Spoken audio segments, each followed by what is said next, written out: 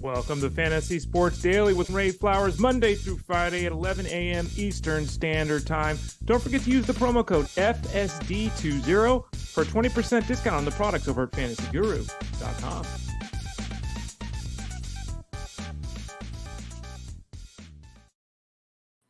Hey everyone, welcome to Fantasy Sports Daily. I'm your host, Ray Flowers. We've got sound. Hey, how about that here? Sorry about the mix-up yesterday. We're back on track here today for episode 126 of Fantasy Sports Daily. I am Ray Flowers, your host, as I am every Monday, Tuesday, Wednesday, Thursday, Friday at 11 o'clock Eastern Standard Time in the morning. Hit us up over at fantasyguru.com. Click the Elite Plus tab at the top. You can find all the old shows. On YouTube, youtube.com/@ElitePlusNetwork. You can listen/watch live while we're doing the show on YouTube, and there's obviously stored over there as well. And then on your local podcast, Pandora, Spotify, Apple, type in Fantasy Sports Daily, and we should be rocking and rolling. So thank you for joining. Tell a friend, since the show's obviously free. Happy to have you here with us today, and hopefully you're here with us moving forward. All right, let's talk a little bit about what the show plan is for today. You see it there on the screen. Heston Kjerstad is coming up for the Orioles. And here's the next guy. It's seemingly one every other day or every 4 days or something like that. There's a youngster that we really have to talk about. It seems like all of them are on the Orioles too, right? But we'll talk about Kjerstad here, give an extensive breakdown of Kjerstad and kind of my expectations with him. Well, there's a bunch of guys on the hill to talk about. Ranger Suarez, Jared Jones, Keaton Winn, Bryce Elder, Ryan Matthews, Chris Paddack, Simeon Woods Richardson, who sounds like he's going to get called up for the Twins. So we'll talk about all those guys. We'll also have a discussion on the offensive side of things. Oneil Cruz, I wanted to have a discussion because he keeps coming up a lot. He had 3 hits last night. I don't know, maybe that'll slow people's concerns down, but we'll talk about him a little bit more today on the show. Travis d'Arnaud and his incredible hot streak. Paul Goldschmidt and Kerry Carpenter. And then we'll also have some injury news. Ricky Tiedemann, Frankie Montas, Wade Miley, and Ozzie Albies.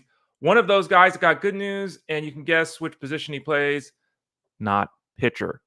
You can see there on the screen, FSD20. Use that promo code over at fantasyguru.com. We got you set up there. We've got all the packages available right now. You can still get the NFL offseason package, the franchise mode for $19.99. That's all the offseason coverage, including the free agent movement, as well as up to the draft here. So all the player profiles of the rookies, the rankings, all that kind of stuff. You get that right now for the offseason franchise mode at $19.99. We have the MLB seasonal pass for the DFS and wagering available. You know that. We talk about it every day on the show. We do seasonal wagering and DFS on the baseball side of things. Special deal right now, still in effect, if you buy the MLB wagering. If you buy the MLB DFS, and hope you do, and join us over at fantasyguru.com, we will give you for free the rest of the season of basketball, the rest of the season of hockey, PGA, MMA, soccer, and racing. We'll give it all to you for free. And that's all of those sports, DFS-wise and betting-wise. That's a lot. It's a lot. I'm sitting here, by the way, just to break this up a little bit. I'm sitting here. I got a Lego set for the holidays, and I haven't put it together. It's an Atari 2600. I still have my original Atari 2600 in storage, by the way. Atari 2600, and it's like 2,500 pieces, actual size Atari and everything. And I sat at the table and put together like 6 of the 16 bags or whatever the heck it was, and my back is killing me. So if you see me moving throughout the show, my back hurts like hell, and it's not from walking at the beach, it's not from playing with the dog, it's from putting a Lego set together. Ugh, getting old. Back to the sports world. We also have a big deal, I think, potentially. Boom, there it is.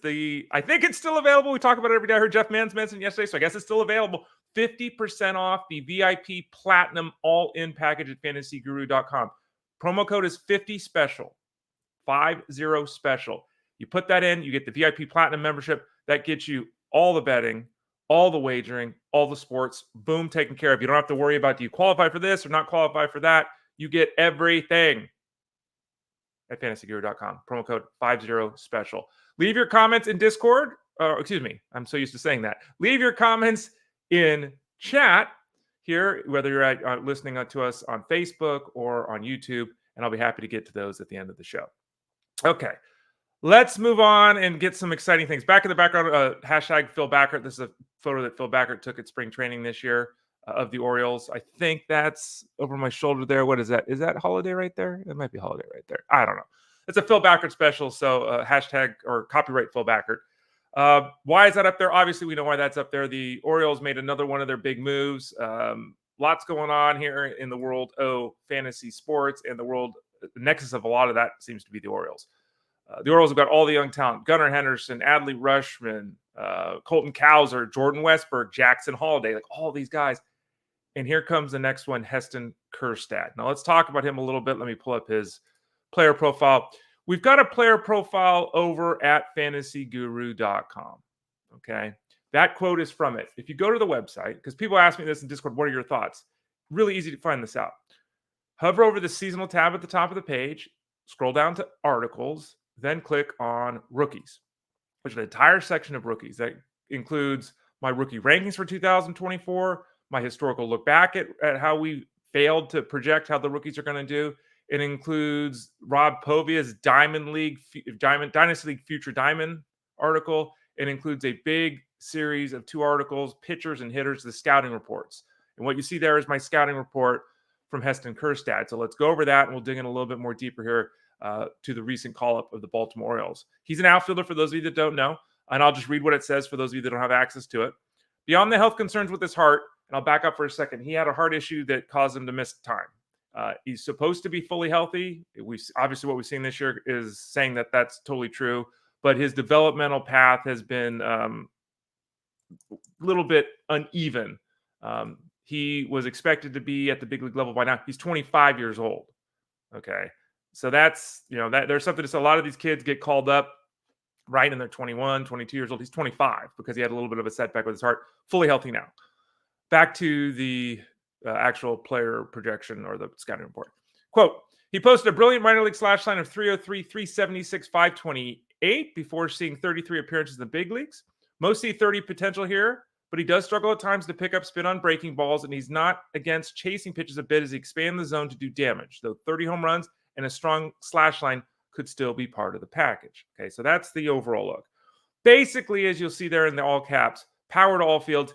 His big skill is power. Okay. He's not against taking a walk. He doesn't usually have huge strikeout totals. So that's, reasonable. If you haven't seen video of him, he's got a high leg kick. He waits back on his backside. He waits on his load, and then he fires. And he's got power to all fields. And if you watch the highlights from him in 2024 down in AAA, he's blasting balls out everywhere. He's pulling baseballs to right center. He's hitting balls to left center, all over the park. Easy, smooth power. He definitely has 30 home run power. Now you can see there on the screen as well, 748 OPS last year with 2 home runs in 13 games. With a cup of coffee, and it was, which again, that happens, right? It's 13 games. What he's done this year is absolutely out of control. He had 10 RBIs in 1 game this year, if you missed that, down at AAA. Overall, he's batting .349 with 10 home runs, 30 RBIs, and 25 runs scored. He's played 21 games. He also has an OPS of 1176. That he's hitting .349, .430 on base percentage, .744 slugging percentage, and a .55 walk to strikeout ratio. Clearly in the groove, clearly destroying the baseball. Now, Holiday was in the groove and smashing the baseball too. And then he was called up and, so you never know, right? But Kjerstad could not have done better in the first month of the season than he did. So he's getting promoted to the big leagues. Now the question becomes, what do we do here? And, as I put there on the screen, I just don't know. Where does he play? Mountcastle's got a knee issue. He was out of the lineup yesterday. It doesn't sound like he's going to the injured list. Okay. But he does have a knee issue. And so let's get some coverage there. If you're the Orioles, fine. The real reason is that Austin Hayes has got a strained calf and he's been placed on the injured list. Okay. So we need a bat. So let's call someone up. So Kjerstad's getting the call. Makes all the sense in the world. But look at that. Here's the problem we run into with these guys. Mullins, Santander, Mountcastle, Cowser. Now, Cowser's going to face righties and probably sit against most lefties. He had a home run against a lefty last night, but he'll probably sit against most lefties. Okay. But that still leaves Mullins, Santander, and Mountcastle in the lineup every day. That leaves Cowser in the lineup, who's got like an 800 slugging percentage, right? That leaves him in the lineup every day when there's a righty in there. Kjerstad's a lefty, just like Cowser is. So, and he didn't hit great. I think, he struggled a little bit down on the farm let me pull this up. I think I had the number for his splits down in the farm. It was, limited work here to start the season. Yeah, I don't have it here. Shoot. I think I wrote it in Discord, or maybe where did I put? I don't know. Somewhere around that. He's not a lefty masher. He's okay against lefties, but not a lefty masher. The bottom line is Cowser and Kjerstad are the same guy, the left-handed power hitters. And there's really only room for one of these guys in the lineup, especially when Austin Hayes is back. Even if Austin Hayes is no longer an everyday player, he's going to play, right? And these youngsters have these options left that they can be sent down to the minors, right? That they can move guys around. Now, amazingly, Austin Hayes still has one option left too. So they're not going to. They could demote him. The bottom line is, this is if Hayes and Mountcastle are healthy and Cowser is hitting, where does Kjerstad play? I mean, Cowser's got a 1,200 OPS right now in 21 games. He's been Mike Trout. So I just don't see it. Now, these things have a way of working out. Maybe Mountcastle's knee becomes a bigger issue than we thought. Maybe they trade Cedric Mullins or something, maybe. But as you look at the lineup right now, because let's not forget, Ryan O'Hearn plays first base, and he's terrific. We've talked about him here on the show against right-handed pitching. There's no spot for him in the lineup when they face a right-handed pitcher. There's just no spot. And do they want to face him against lefties when he's a lefty that has more success against righties? So caution, is warranted here. If he comes up, Kjerstad, and he hits like Cowser, they'll find a way to play him. Obviously, they'll make it work. But they're just running out of real estate here. I mean, again, O'Hearn at first base, Santander in right, center field's Mullins, left field's Cowser. Where does he play? Mountcastle's at the DH. So, love the skills, love the start. I'd love to hear more information out of the Orioles if they're going to give it to us as to what the real plan is. This could be a short call-up. Now, Kjerstad is ahead of Cowser as an overall performer, as a skill set player, all that kind of stuff, as the scouting report. But Cowser's here, and he's got a 1,200 OPS. So that doesn't, long-term, that's long-term. But right now, what do we got? So my end of the day discussion on Kjerstad is the following. Tremendous talent, certainly has 30 home run power, blazing away at the minor league level, but very, very difficult to envision how this is going to work at the big league level. So, I think that once Mountcastle proves himself to be healthy, because you got to remember too, they've got Ramon Urias and Jorge Mateo on the bench. They got James McCann on the bench. They can move on from David Benuelos, the third catcher. They can demote him and get, Kjerstad up. That's fine. But Kjerstad as a spare part, do you want that? Do you want him playing 2 out of every 4 games? We'll see. It's just difficult, as I'm describing here, to find where he's going to play. So be cautious, because everyone's going to go at him, and it's fine to do that. But make sure you're not dropping someone that's in the lineup every day. You're not going to go drop Paul Goldschmidt to do it, okay? Be sure who you're dropping is the right guy to drop, because there are the obvious concerns that I've laid out here today. Okay, let's move on from Kjerstad. Let's talk a little bit about the pitching side of things before we return to the hitting side of things. Ranger Suarez is just been fantastic, and it's remarkable to see him. He had another 7 shutout innings last night. He's now got 25 consecutive scoreless innings. It's the longest streak by a Phillies pitcher since 2011, when Cliff Lee was over 30 innings. Wow. Now, we've talked about Suarez before. Just to reiterate, he's had stretches of good pitching. He's pitching extremely well right now. Doesn't miss bats at a level that really intrigues, right?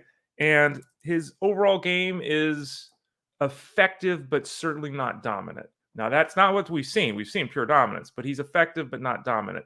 The real issue for Suarez is twofold. One, he doesn't miss a ton of bats. And two, because he is a heavy ground ball pitcher, his whip is often league average or higher. And you can see that. I mean, look at his whip.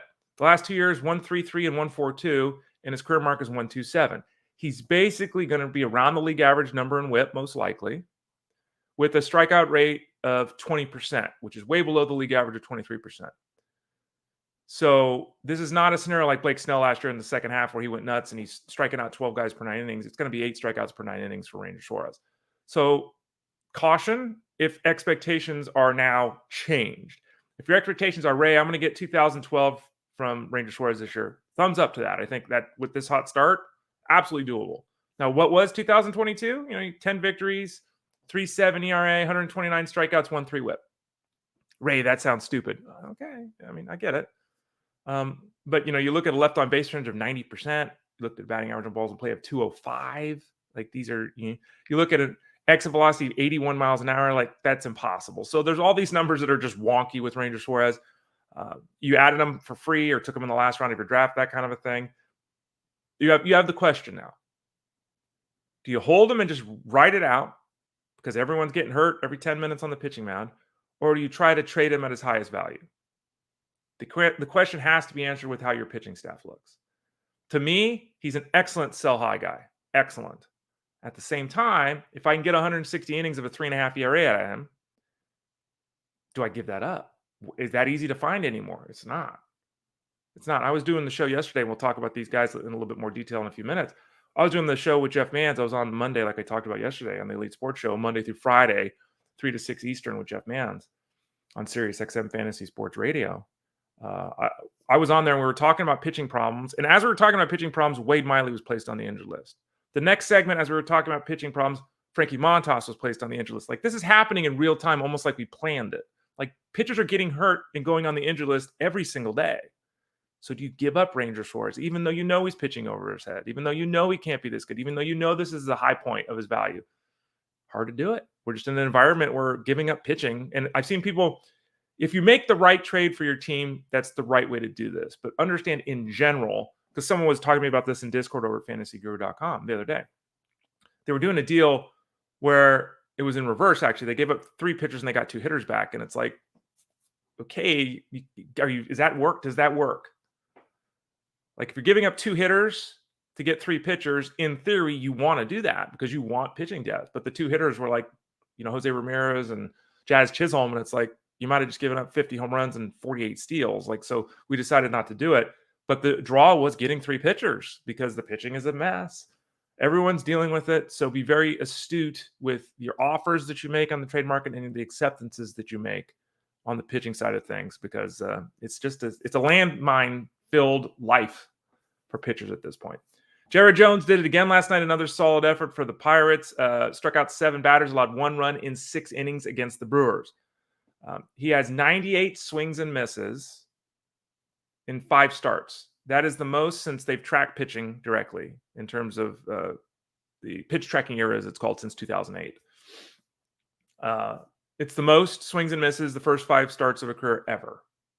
Masahiro Tanaka previously held the record at 84. Jones has 98. Now, as Slang on Sports, Sarah Slang points out, even though he's only made 5 starts, Jared Jones has the most swings and misses in the pitch track era of any pitcher ever through 6 starts. He hasn't even made the 6th start, and he already holds the record through 6 starts. He's been phenomenal.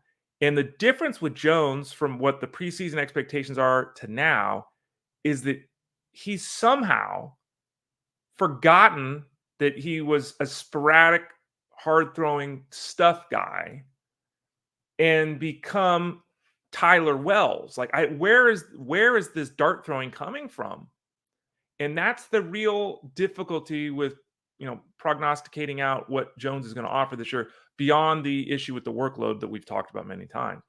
It's that for his entire career coming up to this season, there was always the stuff, yes, the command and control, nah. This year for the Pirates, the lights go on and it's yes and yes for both. Can you legitimately just do that? It's almost impossible. Okay, not that it hasn't happened in history, but it's almost impossible to go from a 40 on the 2080 scouting scale, 35-40 in command, go from there to 70. Like, it just doesn't happen. Jared Jones is doing it right now.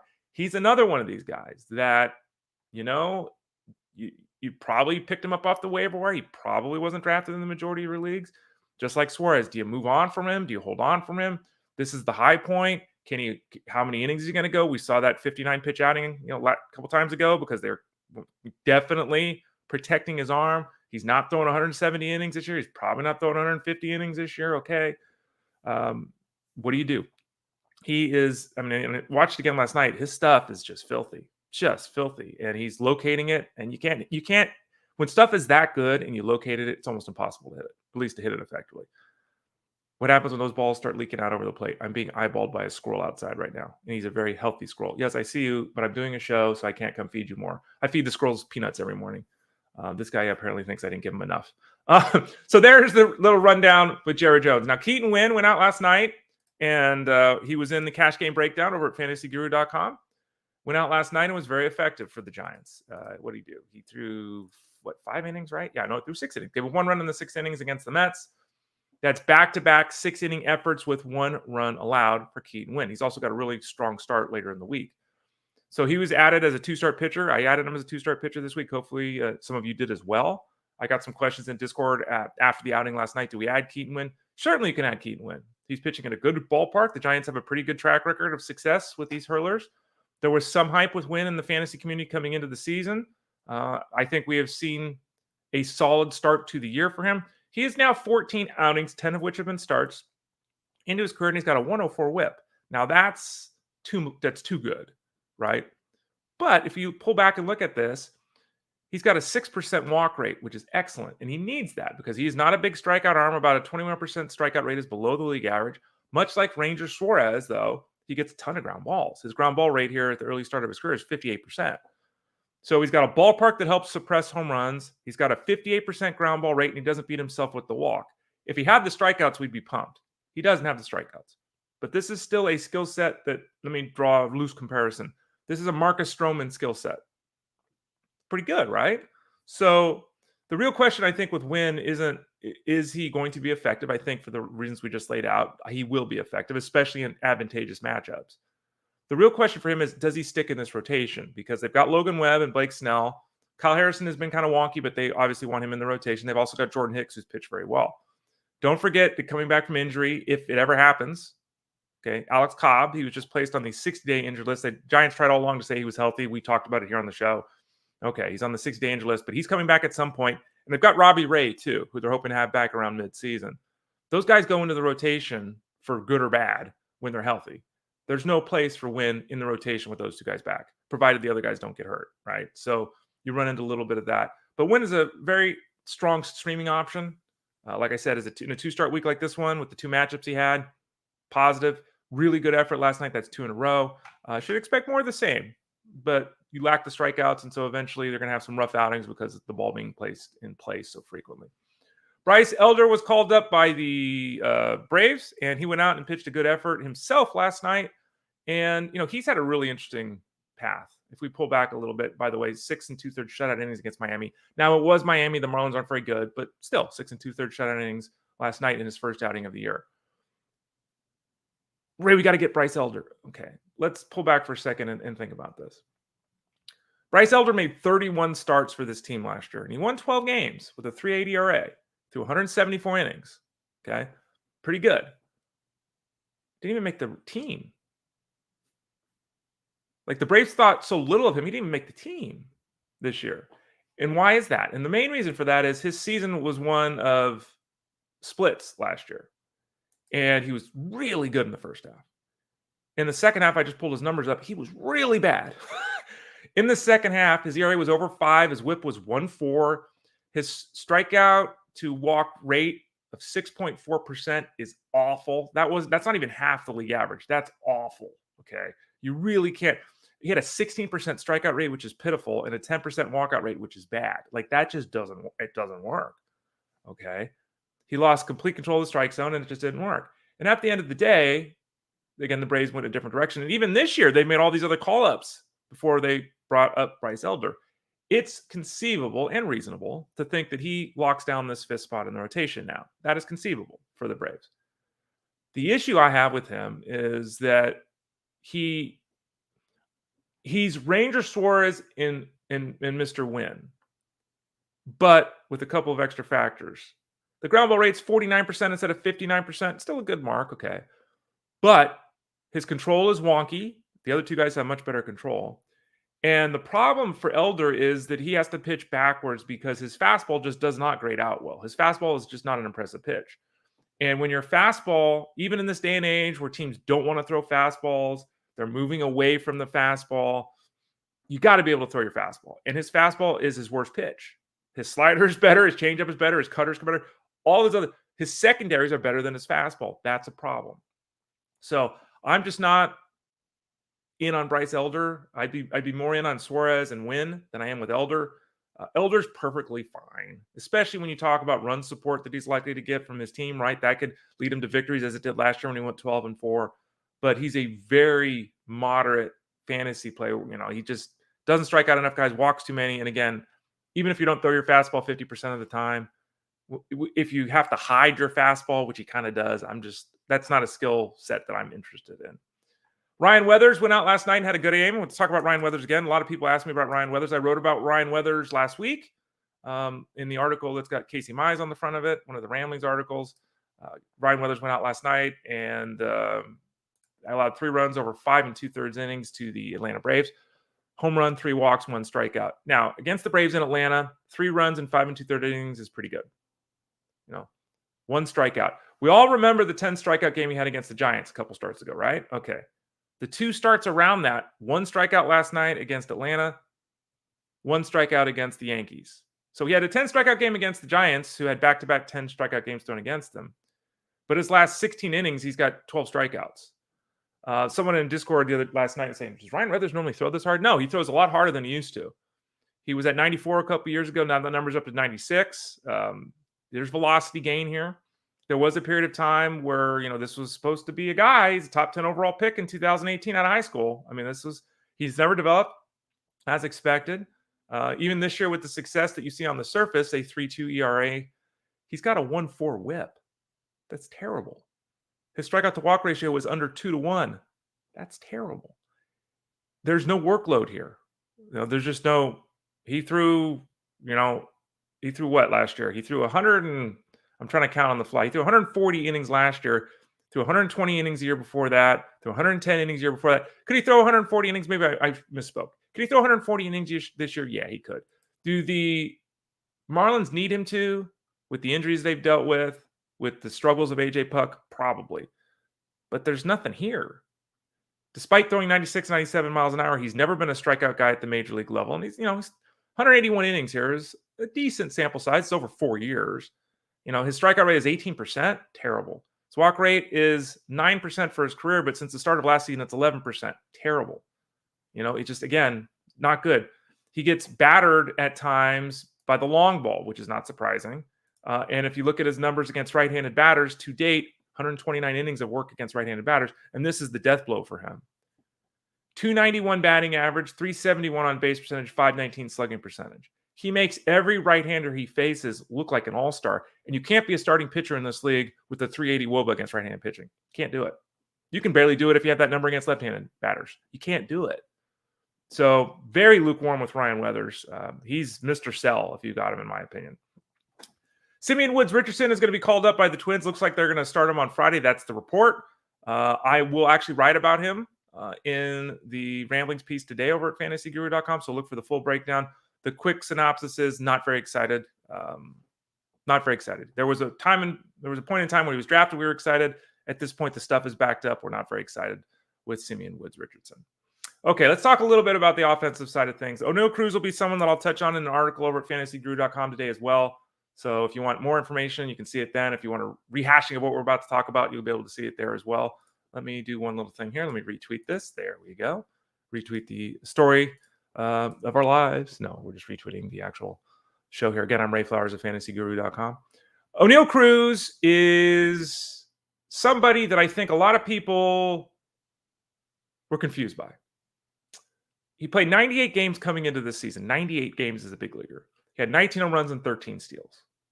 That's a 30-20 pace over 150 games. It's pretty good.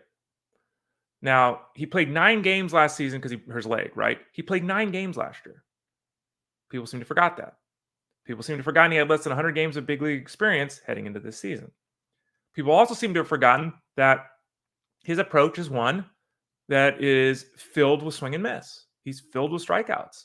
It's just how it's been. It's how it's likely to be. Okay. So people were panicking when he, went 6 for 30 or whatever the hell it was. When you strike out 30+% of the time, as he has done to this point of his career, this is going to happen.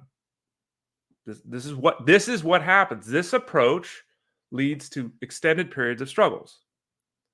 This approach can also lead to a banger week because when these guys, Ellie De La Cruz, another one, the Cruz brothers on the front of our draft guide at fantasyguru.com, when these guys get locked in, they're blazing. And why are they blazing? Because the tools of Oneil Cruz, forget everything I said about every pitcher we talked about. And I was kind of, Oneil Cruz tools are loud.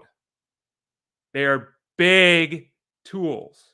Oneil Cruz will certainly hit 30 home runs in the big leagues. He will certainly steal 20 bases in the big leagues. It's going to happen. And it could happen this year, even with a slow start. Now, he had 3 hits last night. Maybe that's a sign that he's pulling out of this. I saw one of the double he hit last night. Really smooth, really under control. And I think that's something they'll probably work with him on. And there's that balancing act, right? You can't pull back Oneil Cruz and say, don't be who you are. But you need to teach him that 90% of him is enough, right? We don't need to be 100% on our swings. We don't need to attack the baseball. Let it come to you, man. You got power at all fields. You hit the ball, it explodes off your bat. Let it come to you. So I think there'll be that balancing act. But I watched that double, and he was a little off balance. A little timing was off a little bit. But just to see him just stand there and just let it go. Nice. And it was a little harder than this, obviously. But it was just, you let it go. And it wasn't aggressive. It was just, he hit the ball line, right center field, got a double. Oneil Cruz is not someone, if he's on your roster right now, to drop. I've seen people say that. That's crazy pants. If he's on your roster right now and you're going to trade him, you need to trade him. If in your mind, you need to say to yourself, this is a 2020 guy I'm trading. If the person on the other side is trying to rip you off and saying, well, he's only going to hit 18 home runs this year with 9 steals, you're not trading him because he's going to go 2020. And it could be 30-20. It could be 30-10. It could be 30-15. You get the point. He's much better than the numbers right now suggest. So the only way you can move on from Cruz is if someone else remembers, yeah, he was a 5th-round pick. Yeah, he's a 30-20 guy pace-wise for his first 100 games played at the big league level. And what they're going to do is they're going to make you the offer knowing that he struggled here the first 3 weeks. Then they're going to get the good stuff. So if you're in on Cruz, you're in on Cruz. There'll be bumps and bruises. There'll be ups and downs. If you have Cruz in a head-to-head setup, it's tough. It's tough. I hope you got a discount in a head-to-head scenario because the strikeout rate and the approach is going to lead to weeks where, Ellie De La Cruz is the same thing. It's going to lead to a week where he hits 190 with 1 RBI. It's going to lead to another week where he hits 380 with 3 home runs. So this approach is not a great approach for head-to-head, which I understand if you're in that setup, there's more concern. But what are you going to do? You still can't bail. So I know I'm repeating myself a little bit. And again, I will repeat myself again in an article today. But I want everyone to understand there are players that you take chances on, right? And there are players that are just off to good starts or bad starts and you get rid of them. You don't worry about it. Oneil Cruz is a potential league winner, whether that's this week in your head-to-head matchup, in the second half, in the month of July, whatever it might be. He's got league-winning talent. He's got the power and speed combination we can drool over. Okay. One of the big problems too for him is that, his counting category numbers have been down and you look at this is really weird. His last 10 games, he hit leadoff 5 times. He's hit 7th or 8th 5 times. It's like they're going to have to decide, and lefty righties, they're going to have to just decide where they want to put this guy. And I know the Pirates overall have started out well. So there's, starting to slump a little bit here. They just need to stick him in a spot. Let's put him in the 5th spot and let him go and just see how that goes for a while. Right. And then if we need to move him up because he's hot, let's do that. But he'll be good. Be very cautious if you're giving up on Oneil Cruz in a trade of any kind. Travis d'Arnaud making history. Travis d'Arnaud in another home run last night. Let me pull up the actual data on Travis d'Arnaud. Where is it? Travis d'Arnaud is the only Braves player since 1953 to homer 5 times within the span of 8 at-bats. All of a sudden, he's got an OPS of 1,000. Travis d'Arnaud was struggling to start. You have a good week like this, early in the season, the numbers explode. He's been an effective offensive performer for a while, and he'll likely continue to be that. Obviously, when Sean Murphy is back, Sean Murphy will play more than Travis d'Arnaud. He's a better defensive player, and he obviously can hit as well. The Braves have I don't like what the Braves have done, especially didn't like it last year, as I assume a lot of you as well felt the same way, that Sean Murphy struggled down the stretch, but at the same time, he was out of the lineup too much. Like, they gave this guy a 5-year contract, and then here's Travis d'Arnaud. It's like, come on, man. Just play Sean Murphy. This, though, shows why the Braves did what they did. They have Travis d'Arnaud here in case something were to happen to Murphy, as it has. and they're still in capable hands. So d'Arnaud is flying up rankings at the catcher spot. Be cautious with him. Add him now, sure. Utilize him now, sure. Realize when Sean Murphy's back, Murphy's still playing 60% of the games, if not more. He's going to play more than Travis d'Arnaud. Don't make a trade to get d'Arnaud thinking you're going to get a guy that's going to hit 28 home runs this year. He's not going to play enough to do that. So be cautious there. But he's got a 980 OPS with 14 RBIs in 18 games. He's been terrific to start the season. And if you made the move there, then kudos to you because it's paying off big time with Travis d'Arnaud. Paul Goldschmidt is someone that I want to talk about because Paul Goldschmidt is a fella who really, really has struggled. And his overall skill set, his overall consistency, his overall production says, don't panic. Things will be fine. But he stunk in spring. And he stunk to start the year, and he's in his mid-late 30s, right? So maybe now it's the time. And maybe this is the time. Maybe this is the year where he really starts to lose it. And it goes fast, and some guys it's more of a gradual thing. He's still pretty good last year. I'm not willing to go to that point yet. I'm not willing to say drop Paul Goldschmidt and forget about Paul Goldschmidt and it's time to move on from Paul Goldschmidt. I'm not there after 20 games. I hope that you're not. I'm really encouraged. It was one swing, and one swing doesn't mean anything. But the home run he hit last night was beautiful. It was right center field. He powered the baseball. He drove it to the opposite field into the seats. That looked good, man. That's Paul Goldschmidt. And you hear it all the time from baseball people. If you played yourself, you know it. When you start hitting the ball the opposite way with authority, you're close, right? You're getting locked in. And seeing him drive that ball 400 feet to right center field, that's what I want to see with Paul Goldschmidt. So that was a very encouraging, and again, it was one swing. That was a very encouraging swing. So I'm really going to be following him, especially the next couple of days, to see how Paul Goldschmidt does, because that swing is indicative of a guy who's got it. And he hasn't had it to this point, right? He just hasn't. So keep the faith if you have Paul Goldschmidt. Let's take our small victory with the home run last night in that swing and hope that that is him starting to lock in after what has been a messy spring and month of April. It will get better. The question is how much. I'm still hopeful we can get back to last year's levels. We'll see moving forward. Kerry Carpenter is a very interesting player, someone I was very high on, someone I spoke glowingly about, someone that, some of you were surprised he was a platoon guy, and it's like, well, that's who he is, okay? The Tigers, we can get mad at the Tigers for not always using him against left-handed pitching, okay? We can get mad. He's got 7 at-bats against lefties, 7 plate appearances. What we can't argue with is the results. And while it's frustrating to see him not in the lineup every day and getting 5 plate appearances every game, anyone notice he's hitting .310 with a 900 OPS?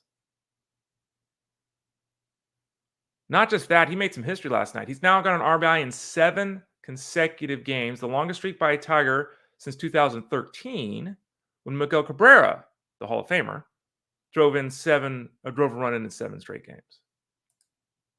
Kerry Carpenter is good. Now he's not going to run. There will be some platoons, but we Colton Cowser, we're talking about this. Jock Peterson, there's all these guys that can be useful in the fantasy space, even if they're not really playing against lefties. That's the game we play nowadays. We can bemoan it. It's not what it was when we were 10 years old. Okay, that's how teams play the game. But Kerry Carpenter is really good. And he showed it last year, especially in the second half. He's carried it over to this season. And again, a 900 OPS, I'd love to see him walk a little bit more, and it'd be great if he played lefties. But if he can give me a 900 OPS hitting against right-handed pitching, I got a spot for him in my lineup, right? Now, my leagues are all 5 outfielder leagues, and they're deeper, 14, 15 teams, okay, except for the one Tout Wars team that's 12. So, if you're in a 3 outfielder league or something, I get it, right? You're in a head-to-head league, okay. But Kerry Carpenter had to struggle at the start. He's found his stroke yet again, and he is producing, and it's impressive to watch. Got to be honest with you, it's impressive to watch. One other note that I wanted to pass on before moving on to some of the injury news, I skipped over him earlier. It's Chris Paddack. Chris Paddack and Jeff Mans and I talked about this in the Elite Sports Show, again, Monday through Friday, 3 to 6 Eastern. We talked about Chris Paddack, who was facing the White Sox, and both of us said, look, Paddack is a GPP play. You can't go with him in cash.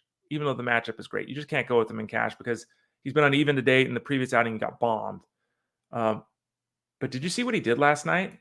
So hopefully, if you're in a GPP league, GPP considered him. I think Dylan Cease was the guy that we talked about, that Chris Rose wrote about or talked about on Jeff Mann's show. So if you went with him, you were fine too. But Chris Paddack threw 7 shutout innings against the White Sox, 10 strikeouts, no walks. Fantastic effort, 96 pitches.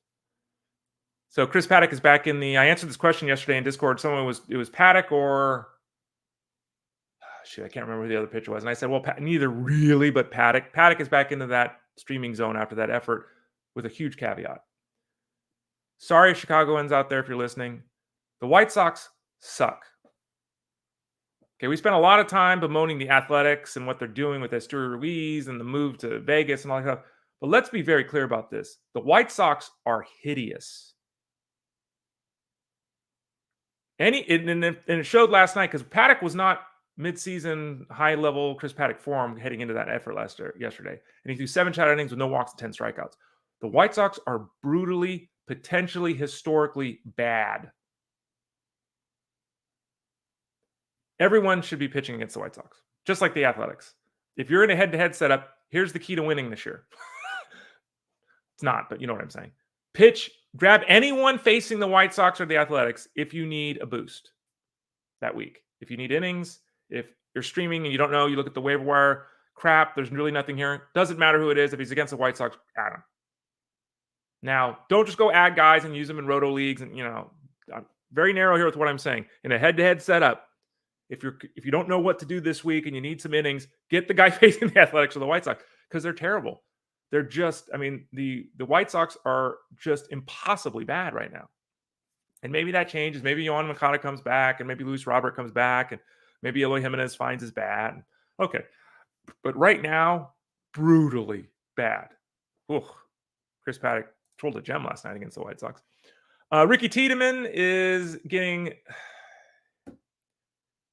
Last year was messy because he hurt his bicep and had setbacks and all that. So he wasn't able to build up his innings or fulfill the expectations last season. Did go to the AFL, did Tiedemann, and look very good.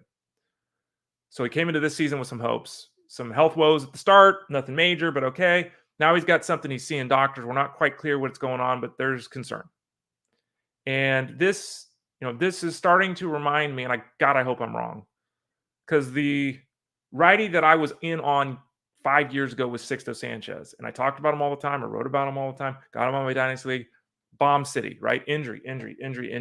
Now he's a middle reliever. Maybe his career becomes something, but he was supposed to be an SP1 or 2 at the big league level. He's a middle reliever. Ricky Tiedemann is supposed to be an SP1 or an SP2. He's got the potential to be a staff ace. What's this news going to tell us? Last year was already messy in terms of his development. What's this year going to look like? So bated breath, as they say, on the injury situation with Ricky Tiedemann. Let's hope. But right now there's concern in Blue Jay land. Frankie Montas and Wade Miley, I talked about that. Both these guys went on the injured list. Miley, he's 100 years old, and his arm, I think, he is what he is, right? And if he's out there, he's effective. He's never out there. You can't count on him. He's Mr. Screamer. Montas, we talked about him a lot here. There's been some good starts. There's been some up and down starts. The stuff isn't quite where it was a few years ago. The velocity isn't quite there. He's been pretty effective, though, for the Reds. He got hit by a ball on the arm. They said he was going to be fine. Not a long-term concern. They then said maybe he'll miss a start. They ended up putting him on the injured list. So it's a couple of weeks. This is not a significant setback necessarily. There's no reports of anything surgically or anything like that with Montas. It wasn't reasonable to expect Montas to throw 175 innings this year anyway. So it's not the end of the world to miss some time here because it was going to happen at some point regardless. But another guy that we're mixing and matching. And unfortunately, depending upon your league setup, this news came down on Monday. What time was it? West Coast, 12:30-ish, 12 o'clock, noon, 3:30 East Coast. The game already started on Monday. So hopefully you're able to make a move, but you probably weren't because your fab probably ran. If you're in a weekly fab league like me, your fab already ran. If you're in a open waiver wire, then you're in a much better spot. But that was a rough one in terms of the timing for Frankie Montas. The good news, and as I joked about at the start of the show, there's one player I wanted to highlight with the injury situation, and it's a positive, and of course it's an offensive player. That's Ozzie Albies. He's got the toe issue. he's been cleared to resume hitting. So this is good. He's eligible to return from the injured list for that toe. He fouled the ball off his foot. He's eligible to return on Friday.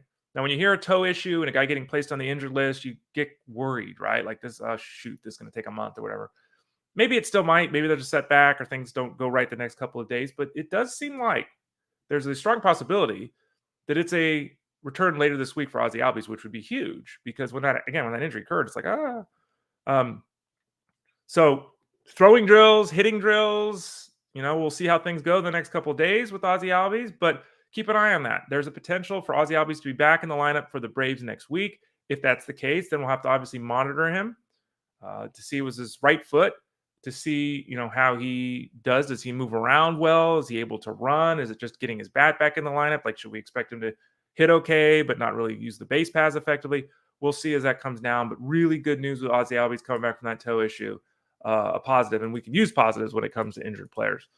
Let me pull up the news and notes here and see if anything's happened. I haven't seen anything terrific happening here. So let's go to some of your comments here in the Discord or the chat room today. We got a whole bunch of folks. Doug, Chaka, Henry saying morning. Mario saying morning too. Morning, Mario. Henry Vargas says, Legos are so fun as you get older. Instructions were always as straightforward.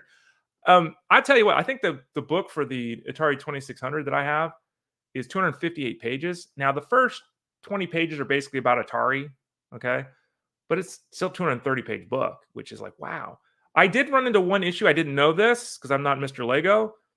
There's bags, right? So now, if you haven't done a Lego, in the old days, we used to get a Lego box and dump them out. And you just had to find the pieces. Now they put them in bags. So you have bag 1, 2, 3, 4, right? So you open bag 1 and you can put the thing together. I didn't know there were 2 bag 1s. So I ended up opening bag 8 up because I saw the pieces I need and thought, well, I'll find them some other place, right? So I opened bag 8 up to find the pieces I wanted, used them for bag 1. Then I went into the box to get the next bag and found the second bag 1 after I checked the message board saying sometimes there's more than one bag with the same. Look, I get it. It's all, but why aren't they all? There should not be 2 1s. There shouldn't be 2 6s. There should be just a 1, right? Make a bigger bag. I don't know.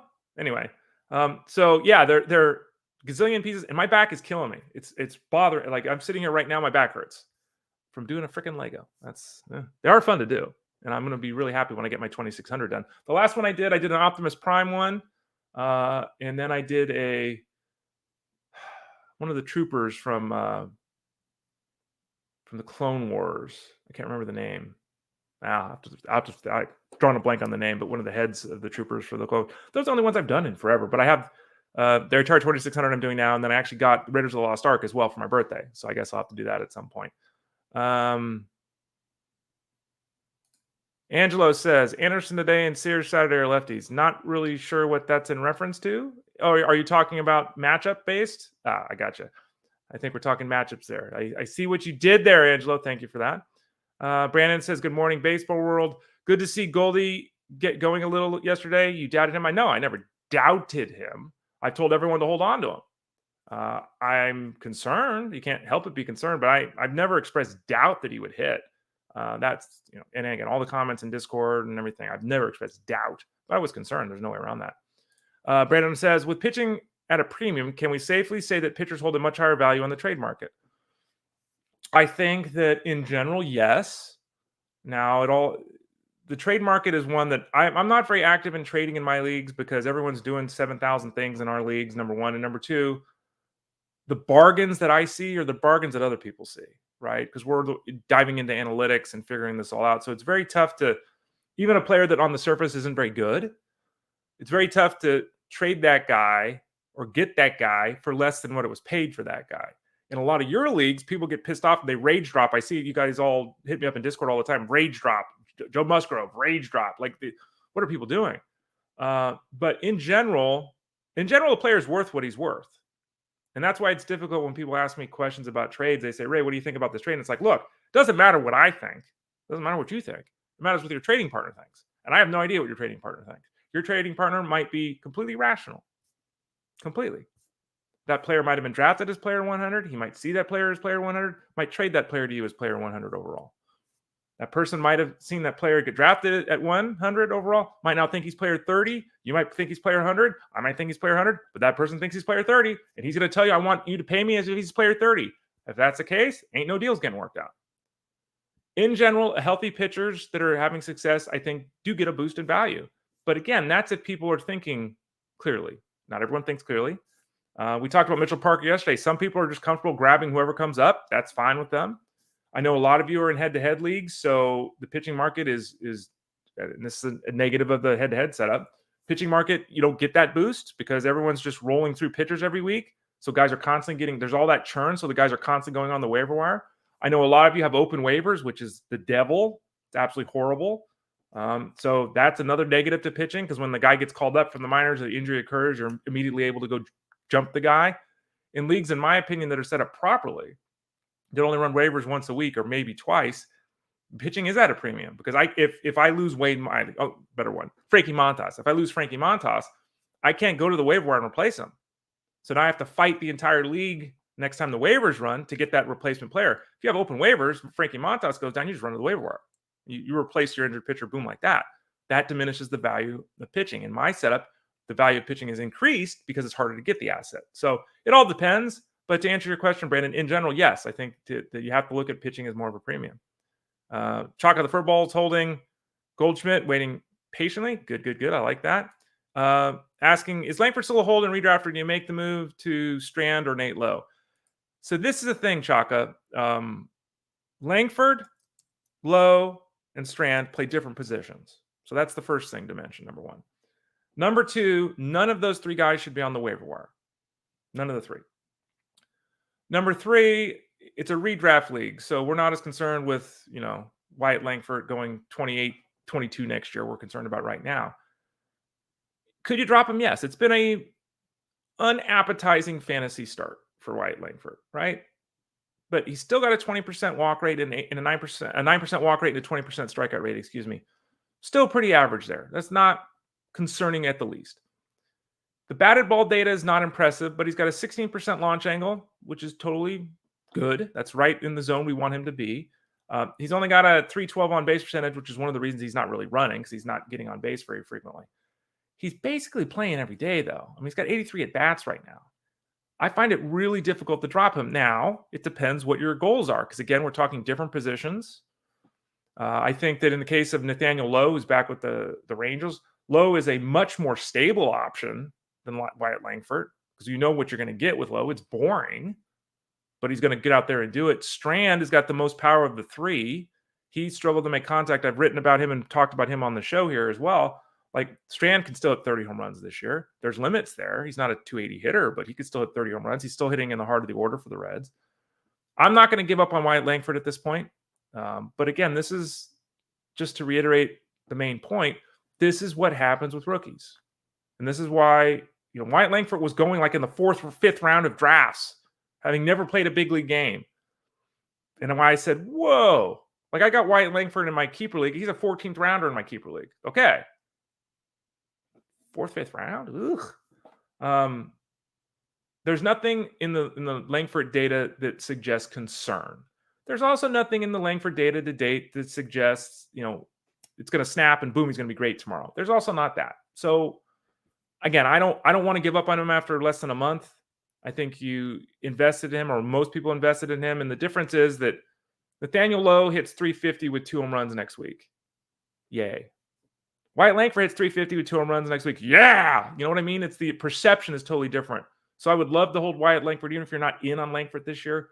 I'd love to hold Wyatt Langford into the point where he has that week that people then remember, oh yeah, this is the guy that everyone thought could go 30-30 at some point in his big league career. And then you trade him. Because otherwise you're just kind of giving up on an asset without really, getting the return that you should. Diesel Fuel 13, thanks for everything, Ray. What does the data say about Nolan Jones? He's just making bad decisions with a bad approach. Yeah, I wrote about him last week over at fantasyguru.com. He's in the strikeout column. His picture is on the lead of it, so you can find that over at fantasyguru.com. And that's, the big issue right now is the lack of contact. He is pulling a Oneil Cruz. Last year, his strikeout rate was 30%, which is bad. This year, his strikeout rate is 38%, which is horrid. he's just not making contact. It's not. We can get all into the metrics and everything, but when you have a 38% strikeout rate, you're not going to be good, at least consistently. It's the same thing with Oneil Cruz, right? And you look at it, and it's worse than Oneil Cruz right now because he's hitting 143 with the home run. His launch angle is the same as last year.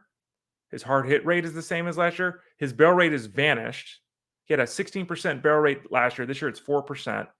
We're still early, but that's concerning because that shows you that the combination of the launch angle and the velocity is just not coming together right now, which is not surprising when you look at the data, but that's not an encouraging number to see. When you look at his split information, I mean, he's hitting 100 against left-handed pitching, and he's got 10 strikeouts and 20 at-bats against lefties. He's been horrendous against lefties. Last year, he hit 314 with a 900 OPS against left-handed pitching, so there's a big issue for him too. He's just out of sorts.